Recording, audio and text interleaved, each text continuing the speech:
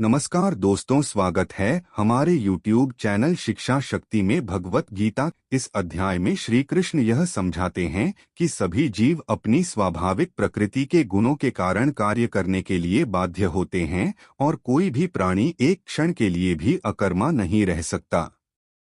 वे जो गेरुए वस्त्र धारण कर बाह्य रूप से वैराग्य प्रदर्शित करते हैं, लेकिन आंतरिक रूप से इंद्रिय विषयों के भोगों के प्रति आसक्ति रखते हैं, वे ढोंगी हैं।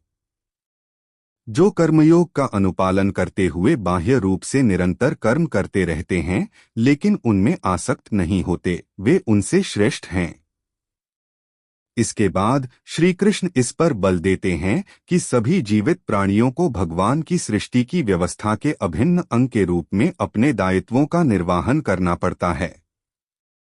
जब हम भगवान के प्रति आभार व्यक्त करते हुए अपने कर्तव्यों का पालन करते हैं, तब ऐसे कर्म यज्ञ बन जाते हैं। यज्ञों का अनुष्ठान वास्तव में स्वर्ग के देवताओं को प्रसन्न करने के लिए किया जाता है और वे हमें सांसारिक सुख और समृद्धि प्रदान करते हैं। ऐसे यज्ञों के कारण वर्षा होती है और वर्षा से अन्न उत्पन्न होता है जो जीवन निर्वाह के लिए आवश्यक है। वे जो इस सृष्टि चक्र में अपने उत्तरदायित्व को स्वीकार नहीं करते, वे पापी हैं। वे केवल इंद्रिय सुख प्राप्त करने के लिए जीवित रहते हैं और उनका जीवन व्यर्थ हो जाता है। फिर आगे श्री कृष्ण कहते हैं कि शेष मानवजाति से भिन्न ऐसी प्रबुद्ध आत्माएं जो आत्मज्ञान में स्थित रहती हैं, वे शारीरिक उत्तरदायित्वों का पालन करने के लिए बाध्य नहीं होती, क्योंकि वे आत्मा के स्तर पर अपने उच्च दायित्वों का निर्वहन कर रही होती हैं। हालांकि वे अपने सामाजिक दायित्वों का त्याग कर देती हैं, जिससे सामान्य मनुष्यों के मन में असमंजस की भावना उत्पन्न होती है, जो महापुरुषों के पदचिह्नों पर चलना चाहते हैं।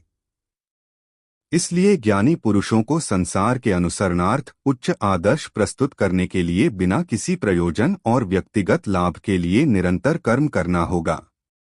यह अज्ञानी को अपरिपक्व अवस्था में अपने नियत दायित्वों का त्याग करने से रोकेगा।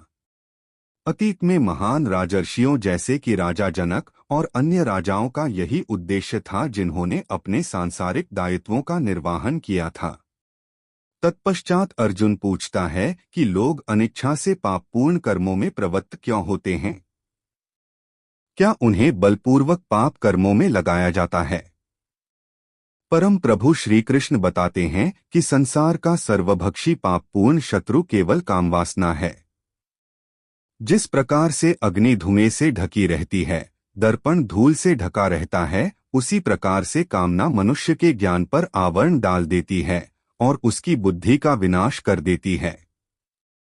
फिर श्री कृष्ण अर्जुन से आह्वान करते हैं कि वह इस कामना रूपी शत्रु का संहार कर दें, जो पाप का मूर्त रूप है, और अपनी इंद्रिय, मन और बुद्धि को वश में करें।